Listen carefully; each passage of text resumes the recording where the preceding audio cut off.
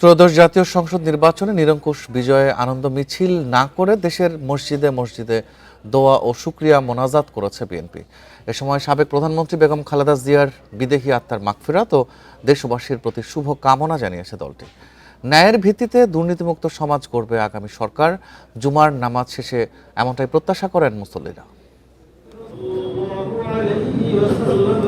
নির্বাচনে নিরঙ্কুশ সংখ্যাগরিষ্ঠতা পাওয়ায় বিজয় মিছিলের পরিবর্তে শুকরিয়া আদায় করে সারা দেশে বিশেষ দোয়া ও মোনাজাত করেছেন বিএনপির নেতাকর্মী ও সমর্থকরা। বাদ জুমা দেশের বিভিন্ন মসজিদে এই কর্মসূচি পালন করে দলটি। ভোটের পরের প্রথম জুমার নামাজে জাতীয় মসজিদ বাইতুল মোকাররমে হয় বিশেষ দোয়া। নতুন সরকার দলমত নির্বিশেষে সকলকে নিয়ে একটি সুন্দর দেশ গঠন করুক। খালেদা জিয়ার জন্য, তারেক রহমানের জন্য আল্লাহর কাছে প্রার্থনা দোয়া করছি যেন উনি সুষ্ঠুভাবে দেশ চালায়, দেশ পরিচালনা করে।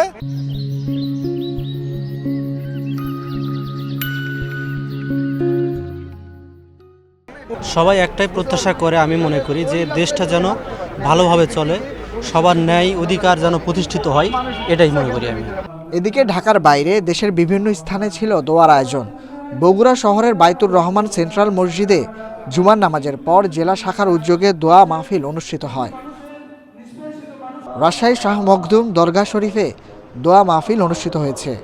এ সময় রাজশাহী 2 আসনের বিএনপির নবনির্বাচিত প্রার্থী মিজানুর রহমান মিনু উপস্থিত ছিলেন। নোয়াখালীর মাইজদি, চৌমোহনী, সেনবাগ, সোনাইমুড়ি, চাটখিল, কোম্পানিগঞ্জ, সুবর্ণচরে একযোগে জুমার নামাজের পর এ দোয়ার আয়োজন করা হয়। এতে বিএনপি ও সহযোগী সংগঠনের নেতাকর্মীরা উপস্থিত ছিলেন। আমাদের মিলাদ মাহফিল হচ্ছে, শুকরিয়া আদায় করে দেওয়া হচ্ছে। আমরা দেশবাসীকে ধন্যবাদ জানাচ্ছি।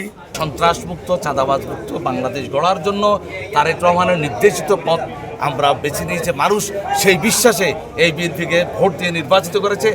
ঝালকাঠির রাজাপুর থানা মসজিদে জুমার নামাজের পর আয়োজিত দোয়া মাহফিলে স্থানীয় নেতাকর্মী, মুসল্লি ও বিভিন্ন শ্রেণীর পেশার মানুষ অংশ নেন। এছাড়া হবিগঞ্জ ও চাঁদপুর সহ দেশের বিভিন্ন মসজিদে বিএনপির নেতাকর্মীদের উদ্যোগে দোয়া ও মিলাদের আয়োজন করা হয়। এছাড়া সারা দেশে মন্দির, গির্জা সহ অন্যান্য উপাসনালয়ে স্ব ধর্মীয় সম্প্রদায়ের মানুষও সৃষ্টিকর্তার কাছে প্রার্থনা করেন। Nahid Kamal, independent news, Dhaka.